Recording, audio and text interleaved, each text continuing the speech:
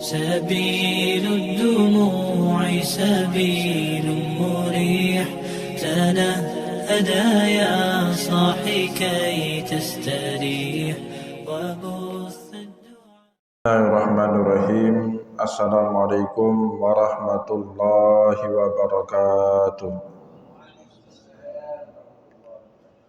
Alhamdulillahilladzi ja'ala al-ilma taharatan lin-nufus wa nuran lil-basair wa hadiyan ilal jannah. Asyhadu an la ilaha illallah wahdahu la syarika lah. Wa asyhadu anna Muhammadan abduhu wa rasuluhu sahibul burhan. Allahumma salli wa sallim ala rasulikal karim Muhammad sallallahu alaihi wasallam wa ala alihi wa ashabihi wa man tabi'ahu bi ihsanin ila yaumiddin, summa amma ba'du. Puji dan syukur senantiasa dan tidak pernah bosan-bosannya kita panjatkan kehadirat Sang Maha Cipta Allah Subhanahu wa Ta'ala, yang mana dengan limpahan karunia-Nya, rahmat-Nya, hidayah-Nya, serta anugerah-Nya kepada kita semua, kita kembali masih diberikan kesempatan, kesehatan dan usia panjang oleh Allah untuk sama-sama dan senantiasa mengabdikan diri kita di jalannya dengan menjalankan segala perintahnya dan menjauhi semua larangannya. Salawat diringi salam juga tidak pernah lupa pula kita hanturkan kepada junjungan alam Nabi besar Muhammad sallallahu alaihi wasallam, di mana beliau telah bersabda dalam sebuah hadisnya, "Man salaka tariqan yaltamisu fihi ilman, sahalallahu lahu bihi tariqan ilal jannah." Barang siapa yang menempuh satu jalan untuk menuntut ilmu agama Allah, maka niscaya Allah Subhanahu wa Ta'ala mudahkan baginya jalan menuju ke surganya Allah. Bapak Ibu kaum muslimin dan muslimat yang dimuliakan oleh Allah, insyaallah pada pertemuan subuh yang barokah ini, sambil kembali kita niat iktikaf di rumah Allah, mari sama-sama kita kembali melanjutkan pengajian kita dengan kitab Syajaratul Ma'arif karya Sultanul Ulama Syekh Izzuddin bin Abdissalam rahimahullahu ta'ala anhu. Dan insyaallah pada kesempatan subuh kali ini kita kembali akan melanjutkan fasal pembahasan berikutnya, faslun fit tawadhu'i lil walidaini wal mu'minin. Fasal adanya anjuran kuat di dalam Al-Qur'an dan juga dalam hadis Rasulullah sallallahu alaihi wasallam untuk kita tawadhu'. Tawadhu' itu rendah hati, ya, tidak menganggap diri kita paling baik. Dan lawan daripada tawadhu itu hakrun atau istihqar. Istihqar itu memandang remeh kepada orang lain, memandang sebelah mata kepada orang lain. Itu adalah sikap buah dari ketiadaan tawadhu di dalam diri seseorang, maka biasanya orang itu akan mudah terjebak ke dalam keangkuhan diri, kepada kesombongan diri, dan pada akhirnya akan menimbulkan sikap memandang sepele semua orang, dipandang di bawah daripada dirinya. Maka oleh sebab itu Bapak Ibu, tawadhu itu menjadi sangat penting, karena Rasulullah dalam sebuah hadis telah mengatakan kepada kita, bihasbi mri'in waqa'a minasyarri ayyahkira akhahul muslim. Rasulullah melarang kita banyak sifat mazmumah. Rasulullah sallallahu alaihi wasallam telah melarang kita dari banyak sifat-sifat yang tercela. La tahasadu wa la tabaghadu wa la tajassasu wala yaghtab ba'dukum ala ba'd, kata Rasulullah. La tahasadu, janganlah saling dengki, atau kita bilang dalam bahasa Aceh ya. Wala tajassasu, janganlah kalian mencari-cari kesalahan orang. Ya. Wala tabaghadu, janganlah kalian saling marah-memarahi, janganlah kalian saling bermusuhan. Wala yaghtab ba'dukum 'ala ba'd. Ya, jangan juga sekalian saling mengomongkan aib ya yang menjadi aib ataupun dosa antara sesama kalian. Nah, di penghujung hadis itu Rasulullah SAW menitipkan kita pesan. Kata beliau, bihasbi mri'in waqa'a minasyarri ayyahkira akhahul muslim. Semata-mata kita sudah bisa dikatakan jatuh ke dalam jebakan kejahatan atau jebakan kejelekan itu apa? Bihasbi mri'in waqa'a minasyarri ayyahkira akhahul muslim. Semata-mata kita menganggap remeh orang lain, disitulah kita sebenarnya sudah terjebak ke dalam perbuatan dosa. Maka Bapak Ibu kaum muslimin yang dimuliakan oleh Allah, sebalik daripada itu, dalam syariat kita dianjurkan atau sangat dianjurkan untuk punya sikap tawadhu. Terutama yang pertama sekali lil walidain, ya, kepada kedua orang tua kita. Ya, maka dikenal konsep durhaka, ya. Ada yang namanya durhaka kepada orang tua, ada juga yang namanya durhaka kepada guru, ya. Orang yang durhaka kepada guru Bapak Ibu, ya, biasanya ilmu apapun yang ingin dia timba tidak akan berkah ilmu itu. Berkah itu maknanya apa? Tidak akan banyak mendatangkan manfaat baik bagi dirinya apalagi buat orang lain. Itu biasanya ciri-ciri ilmu orang itu tidak berkah.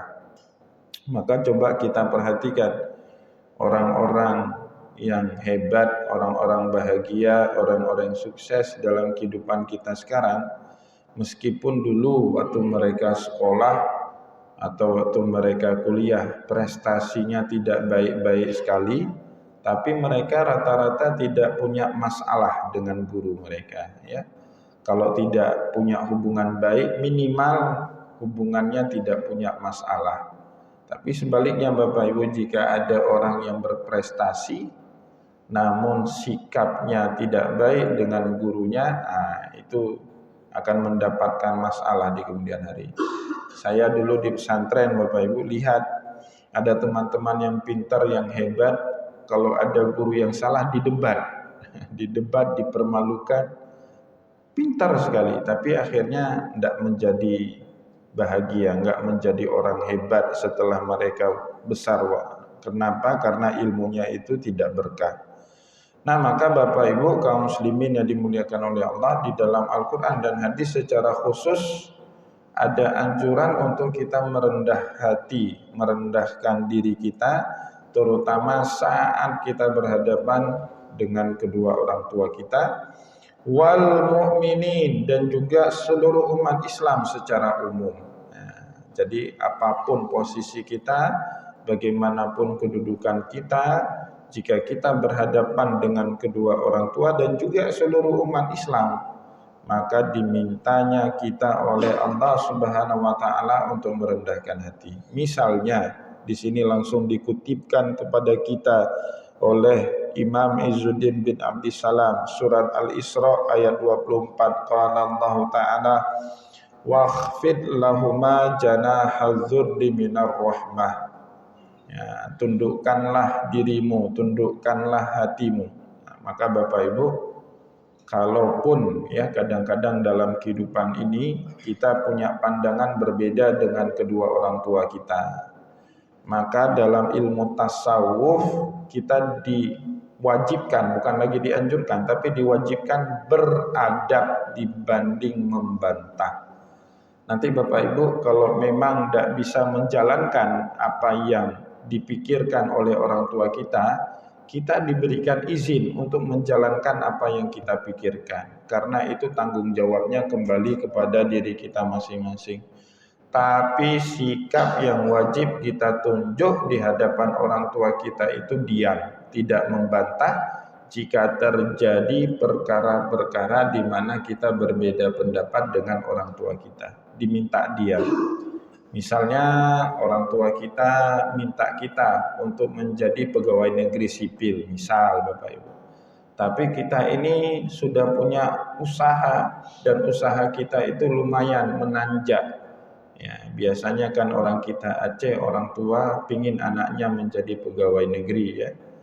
Nah, Bapak Ibu dalam keadaan ini dosa membantah dia ya. Nah, itu makna daripada wakhfid lahuma.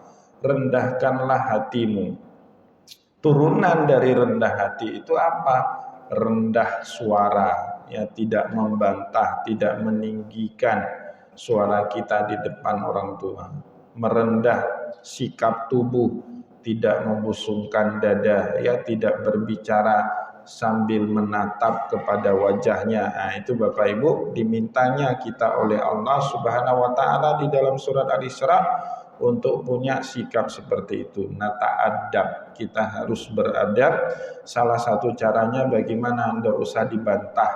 Meskipun pendapat orang tua kita itu tidak terlalu cocok sama kita. Nah, apalagi kalau kita sampai menuntut orang tua kita ke pengadilan, Bapak Ibu. Nah, ini kan terjadi ya, bahkan jangan di daerah lain, di tempat kita Aceh pun kemarin pernah sempat viral, heboh. Ada seorang anak, bahkan anaknya sangat terdidik ya, seorang pejabat di suatu dinas, kan orang terdidik itu. Ya, tapi dia punya sikap seperti itu sampai menuntut orang tuanya ke pengadilan. Itu sama sekali bertentangan dengan syariat. Tidak ada pembenaran untuk itu, Bapak Ibu. Apapun dicari celah, tidak ada pembenaran. Sesalah-salahnya anak dalam berhadapan dengan orang tua, tetap dia salah. Ya, yang benar adalah orang tuanya. Maka kemudian dimintanya kita dalam syariat untuk jangan pernah menggunakan lisan, apalagi bahasa tubuh, apalagi kekerasan fisik dalam menghadapi orang tua kita. Wakhfid lahuma janahadzulli minar rahmah. Maka rendahkanlah hati kita dalam berhadapan dengan ayah kita, dalam berhadapan dengan ibu kita, kedua-duanya Bapak Ibu ya, bapak dan ibu. Minar rahmah, kenapa? Karena balasan dari kasih sayang yang telah mereka beri kepada kita pada saat kita kecil. Itu tidak bisa dihargai, Bapak Ibu. Ya, jadi apa yang telah kita beri, sebanyak apapun yang kita beri saat kita sudah sukses, saat kita dewasa, tidak bisa mengganti kasih sayang yang telah diberikan oleh kedua orang tua kita pada saat kita dulu kecil.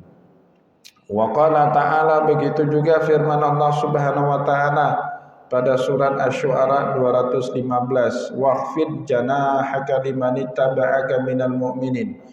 Kalau tadi Bapak Ibu khusus kepada kedua orang tuanya, ya, maka Nabi Muhammad itu kan tidak ada orang tua, beliau sudah dewasa, orang tuanya sudah meninggal dunia, yatim piatu Nabi Muhammad. Tapi Bapak Ibu, Rasulullah tidak pernah menunjukkan sikap membantah kepada pamannya Abu Talib.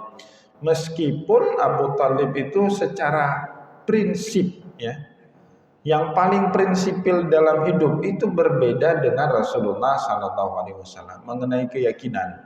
Abu Talib ya memilih tetap di dalam kemusyrikannya. Rasulullah SAW mengajarkan tauhid, bertuhan kepada yang Maha Esa. Dua prinsip yang saling bertolak belakang. Tapi Bapak Ibu, jika kita membaca sirah nabawiyah, Nabi Muhammad tidak pernah meninggikan suaranya, tidak pernah berteriak, apalagi membantah pamannya Abu Talib. Yang agak sedikit terkesan Nabi Muhammad SAW memaksa itu Bapak Ibu menjelang akhir hayatnya Abu Talib. Nabi Muhammad minta Abu Talib itu untuk mau masuk ke dalam Islam. Agak sedikit memaksa karena Nabi Muhammad tahu betul konsekuensi orang yang belum bersyahadat setelah dia mati nanti. Tahu betul Nabi Muhammad. Nah, maka kebaikan itu ingin dipaksa sama Rasulullah kepada pamannya. Tapi akhirnya Nabi Muhammad dapat teguran keras dari Allah ya. Innaka la tahdi man ahbabta walakinallaha yahdi man yasha. Muhammad, kamu tidak bisa memberikan petunjuk kepada orang yang kau senangi, tapi Allah lah yang memberikan petunjuk kepada siapapun yang Dia kehendaki. Nah, sikap yang sama Bapak Ibu misalnya juga ditunjukkan oleh Ibrahim yang berseberangan akidah dengan bapak ibunya. Itu berat sekali ujiannya seorang anak berseberangan prinsip hidup dengan kedua orang tuanya. Apakah ada cerita itu? Ada. Apakah ada contoh yang harus kita teladani? Ada juga, Pak. Siapa itu? Nabiullah Ibrahim punya masalah dengan bapak ibunya. Ya, maka kita Bapak Ibu contoh sikap Nabiullah Ibrahim. Kalau kita punya masalah, syukur Bapak Ibu. Seberat-beratnya masalah kita dengan kedua orang tua tidak berkaitan dengan hal yang paling prinsipil, tidak berkaitan dengan keyakinan, akidah.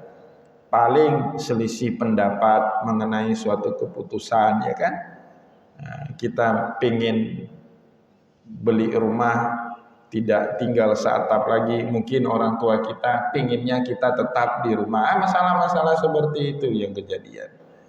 Tapi Nabiullah Ibrahim itu masalah yang sangat prinsipil dengan orang tuanya.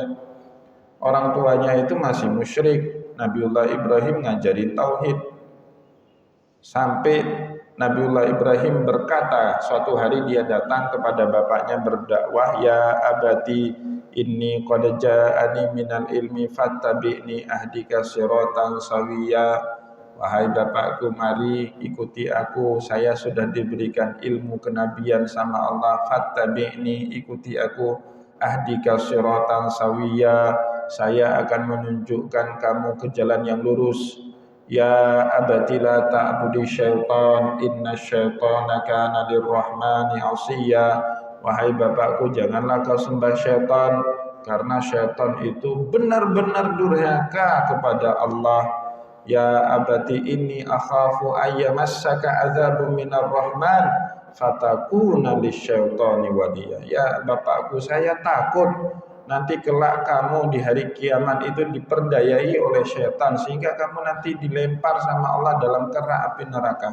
Ternyata Bapak Ibu marah, murka bapaknya Nabiullah Ibrahim. Dinasihati seperti itu sama anaknya kan. Apa kata bapaknya Ibrahim? Qala araghibun anta an alihati ya Ibrahim. Kenapa kamu sangat membenci Tuhan yang aku sembah wahai Ibrahim? La illam tantahi la arjumannaka wahjurni maliya. Kalau kamu tidak hentikan ya, dakwah yang kamu punya itu, kalau kamu tidak hentikan sekarang, la illam tantahi la arjumannak, saya akan rajam kamu, saya akan cambuk kamu. Wahjurni maliya, saya akan buang kamu, saya akan usir kamu dari rumah ini. Nah, respon Ibrahim apa Bapak? Mungkin kalau kita yang awam sudah berantam itu ya, atas nama dakwah. Allahu Akbar, nggak boleh kita teriak Allahu Akbar di muka orang tua kita Bapak Ibu. Itu tidak adab, meskipun kalimatnya benar. Kalimat Allahu Akbar itu kan kalimatul haq, tapi sering dimalucapkan, disalah ucapkan sekarang oleh orang-orang yang enggak berilmu. Masa teriak Allahu Akbar di depan muka orang tuanya, kan enggak betul itu. Jawaban Ibrahim apa? Qala salamun alaika sa'astaghfiru laka rabbi innahu kana bi hafiyya. Qala salamun alaika, semoga salam sejahtera selalu melimpah kepada dirimu wahai bapakku. Sa'astaghfirulaka, saya akan meminta ampunan Allah terhadap dosa-dosa. Nah, yang ini ditegur sama Allah karena terlanjur sayangnya Ibrahim kepada bapaknya sampai-sampai Nabiullah Ibrahim berkeinginan untuk minta pengampunan kepada bapaknya. Nah, itu ditegur sama Allah. Karena Bapak Ibu, kita dalam bermuamalah dengan non-muslim boleh mendoakan apapun boleh. Yang enggak boleh itu mendoakan pengampunan, itu enggak boleh ya. Nah, maka ditegur nanti sama Allah. Maka lil mu'minina walladzina maka lin nabiyyi walladzina amanu ayastaghfiru lil musyrikina walau kanu uli qurba. Tidak boleh bagi seorang mukmin dan juga seorang nabi beristighfar kepada kaum musyrik meskipun mereka adalah karib kerabat mereka sendiri. Ya, itu dilarang sama Allah. Wa ma kana istighfaru Ibrahimu li abihi illa an mau'idatin wa'adaha iya. Maka kemudian Allah sengaja menunjuk kepada Ibrahim. Begitu juga istighfarnya Ibrahim kepada bapaknya, itu tidak dibenarkan sama Allah. Nah, maka Bapak Ibu kaum muslimin dan muslimat yang dimuliakan oleh Allah, dalam bermuamalah dengan non-muslim, kita boleh mendoakan mereka apapun ya. Selamat, semoga kalian juga dapat hidayah. Saya pernah satu kali pertemuan Bapak Ibu, perguruan tinggi keagamaan seluruh Indonesia. Jadi perguruan tinggi keagamaan seluruh Indonesia itu bukan hanya PTKI.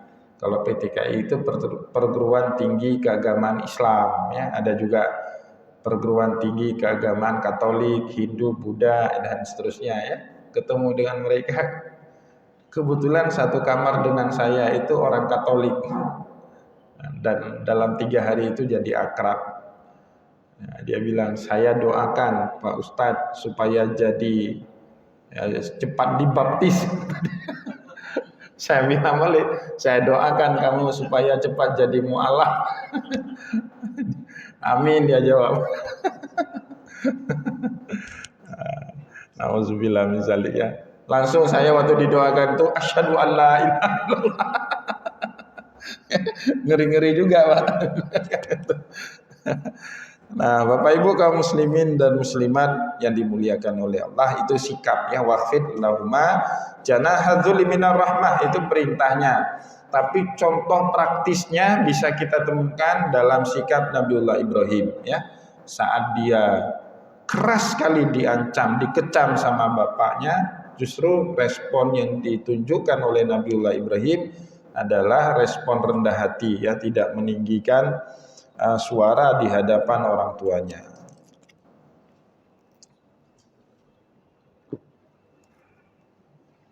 Selanjutnya Bapak Ibu, dalam surat Asy-Syu'ara Allah Subhanahu wa taala berfirman ya, surat Syu'ara 215, waqfid janahaka liman ittaba'aka minal mu'minin. Ini perintah Allah kepada Nabi Muhammad sallallahu alaihi wasallam. Ya, siapa tidak tahu kemuliaan Rasulullah, kehebatan Nabi Muhammad, penghulunya manusia. Dalam satu hadis bahkan beliau menyebut dirinya ana sayyidun waladul adam wala fakhar. Saya inilah penghulu seluruh umat manusia, kata Rasulullah. Tapi meski demikian Allah Subhanahu wa taala tetap memerintahkan Nabi Muhammad untuk bersikap rendah hati. Waqfid janahaka, bersikaplah rendah hati. Kepada siapa?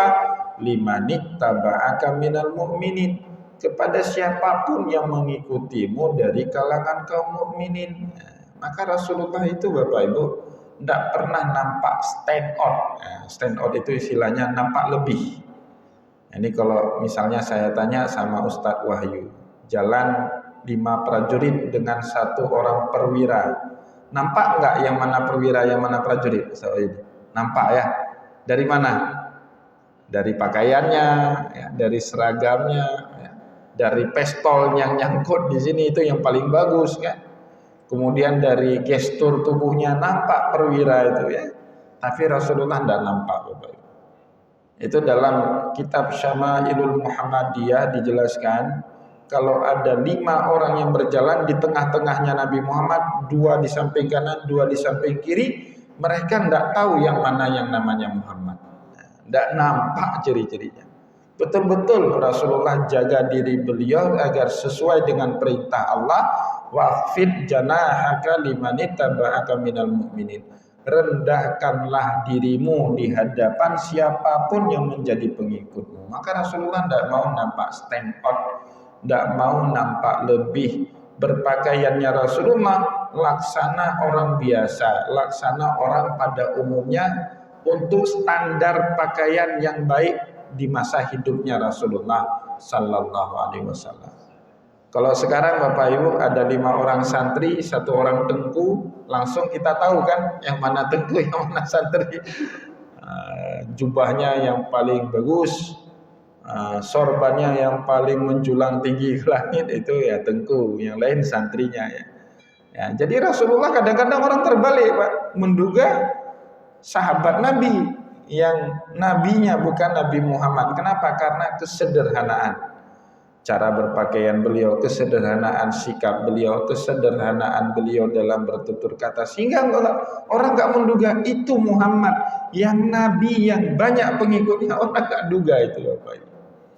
Nah itu dikisahkan sendiri oleh para sahabat pada saat Rasulullah hijrah ke kota Madinah. Para sahabat Ansor kan menjemput Nabi Bapak Ibu, keluar kota Madinah di perbatasan mereka jemput Nabi.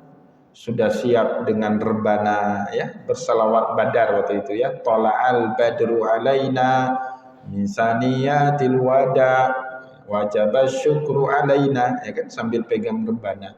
Tapi mereka kebingungan karena pada saat itu Rasulullah dengan Abu Bakar naik di atas onta dua-duanya, satu onta ditunggangi bersama. Rasulullah di depan, Abu Bakar di belakang. Mereka bingung, ini yang mana yang namanya Muhammad? Apakah yang di depan, apakah yang di belakang? Karena Bapak Ibu secara tampilan fisik tidak ada beda antara Rasulullah dengan Abu Bakar As-Siddiq radhiyallahu anhu. Tidak ada beda Bapak Ibu. Tapi Abu Bakar sadar diri. Ya, ini juga kadang-kadang harus sadar diri juga kita Bapak Ibu dengan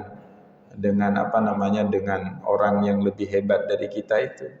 Abu Bakar ambil sorbannya, kemudian dia payungi Rasulullah Sallallahu Alaihi Wasallam sebagai tanda, orang yang kalian nanti itu bukan saya, tapi yang di depan saya itu. Maka disitulah para sahabat baru tepuk rebana itu. Tala'al, bahasa kita tepuk rapai ya. Tala'al badru alaina min saniyatil wada wajaba syukru alaina, dan seterusnya.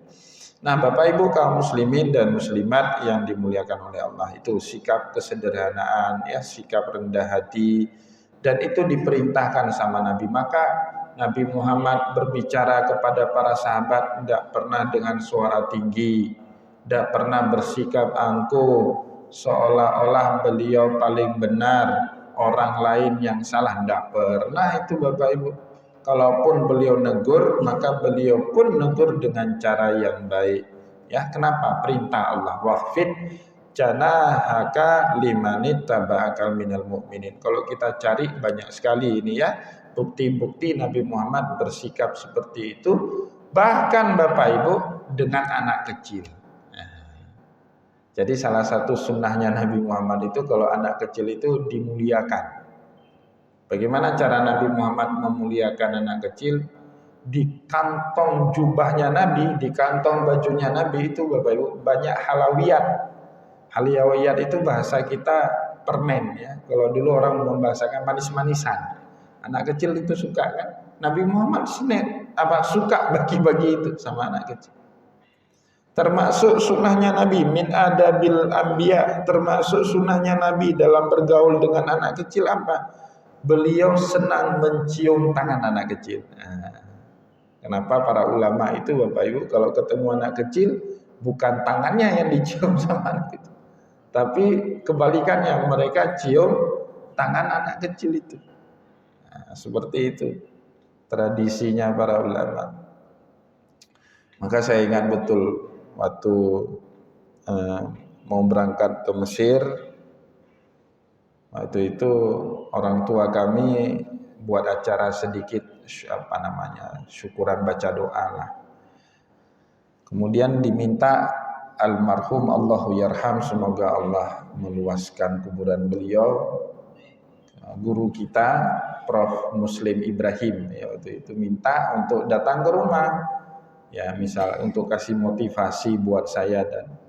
Nah saya menarik sekali Bapak Ibu, waktu itu kan saya masih remaja, itu usia 17-an tahun itu. Dan itu pertama sekali saya ketemu dengan beliau secara langsung. Nah, beliau waktu ketemu saya itu, saya mau cium tangannya, beliau dulu cium tangan saya. Malu saya.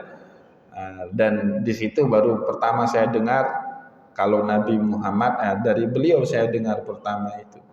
Nabi Muhammad sallallahu alaihi wasallam di antara adabnya dalam bermuamalah dengan anak kecil, ya, beliau mencium tangan anak kecil itu. Kenapa? Karena anak kecil itu Pak tidak ada dosanya. Ya, masih bersih dia, tidak dihitung. Dia buat dosa itu tidak dihitung. Ya, termasuk remaja yang baru akil balik kayak anak-anak 17-an tahun itu kan. Kalaupun dosanya ada sudah dihitung tapi tidak terlalu banyak menggunung seperti kita. Kalau kita itu sudah menggunung, berkerak mungkin Bapak Ibu. Ya, nah, ini bedanya, maka lebih mulia mereka daripada kita, kata almarhum. Ya. Nah ini Bapak Ibu adab dari Rasulullah, merendah. Sama anak kecil aja dia tidak sombong Nabi Muhammad, ya, memuliakan siapapun, ya, orangnya. Ada lagi dulu Bapak Ibu seorang namanya Walid bin Rabi'ah, orang yang paling benci sama Nabi Muhammad, jahat betul sama Rasulullah. Ya, orang paling memusuhi Nabi Muhammad, tapi satu hari dia datang, ada keperluan ke rumah Nabi Muhammad. Pergi dia masuk ke rumah Nabi Muhammad. Nabi Muhammad sedang duduk di satu tikar, ada tikar di rumah Nabi Muhammad. Tidak banyak tikar waktu itu, duduk di satu alas tikar. Pada saat datang tamunya itu Walid bin Rabi'ah, beliau berdiri dan alas tikar itu dihemparkan, ditaruh sehingga dipersilakan tamunya duduk di situ. Padahal tamunya itu orang yang sangat membenci beliau. Nah, istri Nabi Muhammad waktu itu masih hidup, Khadijah, masih di periode Mekah. Dilihat peristiwa ini sama Khadijah. Khadijah dari balik kamar ngintip, lihat, kemudian dia tidak tahan, dia panggil Nabi Muhammad. Ya Rasulullah, boleh sebentar saya bicara. Tamunya masih ada. Nabi Muhammad masuk ke kamar. Nah, ini maka riwayat hadis ini dari Khadijah. Khadijah kemudian protes sama Rasulullah. Ya Rasulullah, sikapmu terlalu baik kepada Walid bin Rabi'ah tidak bisa saya terima. Karena dia orang yang selama ini paling jahat kepada dirimu. Kenapa engkau memperlakukan dia seperti manusia yang paling hebat, sehingga kamu berdiri dan kau persilakan alas tikar tempat dudukmu untuk diduduki sama dia? Apa jawaban Nabi Muhammad? Adapun sikap buruk itu akhlaknya Walid bin Rabi'ah. Namun akhlak yang baik adalah sikap dan akhlak diriku, kata Nabi. Nah, maka Bapak Ibu dalam ilmu tasawuf sebenarnya kita itu tidak perlu dihormati. Yang penting kita adalah orang yang terhormat. Beda ya. Dihormati itu gila penghormatan, minta dihormati ya. Ini mohon maaf kalau kita pakai ilmu tasawuf, tutup kedai di bulan Ramadan untuk menghormati orang berpuasa itu salah besar, Pak. Salah besar. Kita tidak perlu dihormati.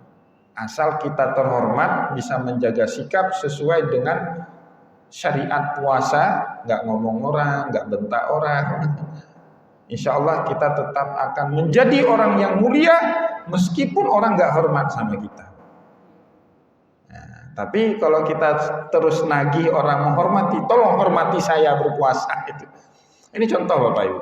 Saya sering kan, kayak kemarin misalnya 10 Asyura. 10 Asyura kan hari Jumat kemarin, Pak. Kamisnya saya puasa. Kebetulan bukan puasa tapi hari Jumat itu saya nggak puasa.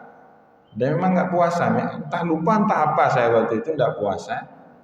Jadi Jumat subuh itu saya pengajian di Baitul Musyahadah. Nggak puasa, saya posisinya nggak puasa. Nah, panitia BKM masjid siapkan makanan Pak Haji Sofyan kita kan, itu setelah pengajian ada kopi, ada belekat, ada beberapa orang jamaah puasa. Nah, tapi mereka duduk sama kita. Nah, kita makan waktu itu Bapak Ibu. Nah, terus saya tanya, kenapa Bapak nggak makan ini? Oh, saya puasa. Oh, saya minta maaf. Saya makan di, oh enggak apa-apa Ustaz, makan. Nah Bapak Ibu pertanyaannya, apakah saat saya terus lanjut makan di depan orang yang berpuasa, membuat orang yang berpuasa tidak mulia? Enggak, bahkan mereka justru makin mulia. Ya, karena tetap bisa menyambung silaturahim dalam satu meja dengan orang yang tidak berpuasa. Maka salah Bapak Ibu, saya selalu bilang dan saya tidak terlalu respect, buka-buka aja.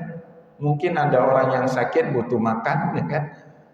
Nah, saya pernah merasakan satu hari Bapak Ibu perjalanan jauh dalam waktu puasa, bulan puasa. Ya. Nah dalam perjalanan itu mabuk saya, kebetulan kurang fit, pingin makan, cari makan nggak ada tempat makan. Kan saya sudah dapat hak dari syariat ya untuk membatalkan puasa dalam perjalanan jauh. Mau cari makan nggak ada makan, susah sekali. Nah, akhirnya apa ya? Singgah ke satu toko, beli roti-roti, makan di situ membatalkan puasa. Nah, yang ingin saya sampaikan Bapak Ibu bukan di puasanya. Yang paling penting kita itu harus menjadi orang yang terhormat, bukan orang yang dihormati. Tidak penting orang hormat sama kita itu tidak penting, nggak ngaruh Bapak Ibu. Asal kita tetap bisa menjaga sikap, kita akan tetap bisa menjadi orang yang terhormat. Rasulullah tidak peduli orang jahat sama dia. Orang nggak hormati dia tidak peduli, orang sakiti dia tidak peduli. Tapi Muhammad itu ya orang yang terpuji, orang yang terhormat. Maka itu nggak akan berpengaruh terhadap sikap orang kepada beliau. Karena beliau adalah orang yang terhormat. Gini Bapak Ibu punya emas. Emas itu kan apa kata orang kita? Logam mulia ya namanya ya. Logam mulia itu tidak mudah berubah dia ya. Nggak mudah karatan, nggak mudah supak warnanya. Beda dengan besi, taruh di air, karatan dia. Ya, beda dengan apa lagi? Nikel atau tembaga. Ya, taruh di bawah matahari, pudar warnanya. Ya, emas nggak akan pudar, maka dia disebut logam mulia. Ada orang yang maki-maki emas. Ini apa benda jelek, saya nggak butuh. Yang bodoh itu emasnya atau orang yang maki-makinya, Pak? Emas tetap mulia dia. Meskipun kita maki-maki tetap mulia dia. Nah begitu juga dalam kehidupan kita Pak. Kalau kita bisa menjaga sikap, kita akan tetap mulia meskipun orang menghina kita. Begitu juga firman Allah berikutnya dalam surat Maidah ayat 54, wa qala ta'ala azillatun 'alal mu'minin 'izzatun 'alal kafirin. Ya, sikap seorang muslim itu apa? Azillatun 'alal mu'minin, rendah hati di hadapan kaum mukminin, 'izzatun 'alal kafirin, sehingga dia mulia di hadapan orang-orang kafir, ya, punya prinsip hidup, ya, enggak mudah diombang-ambing. Iya, bahwa ada hal-hal tertentu kita diizinkan berkompromi dalam syariat, betul Bapak Ibu. Terutama dalam hal-hal muamalah itu silakan, luas sekali, fleksibel. Boleh kita beli, jualan, bertransaksi dengan orang non-muslim, tapi dalam hal prinsip berlaku lakum dinukum waliyadin. Nah, itu yang akan menegaskan kita aizzatun 'alal kafirin, azillatun 'alal mu'minin, aizzatun 'alal kafirin.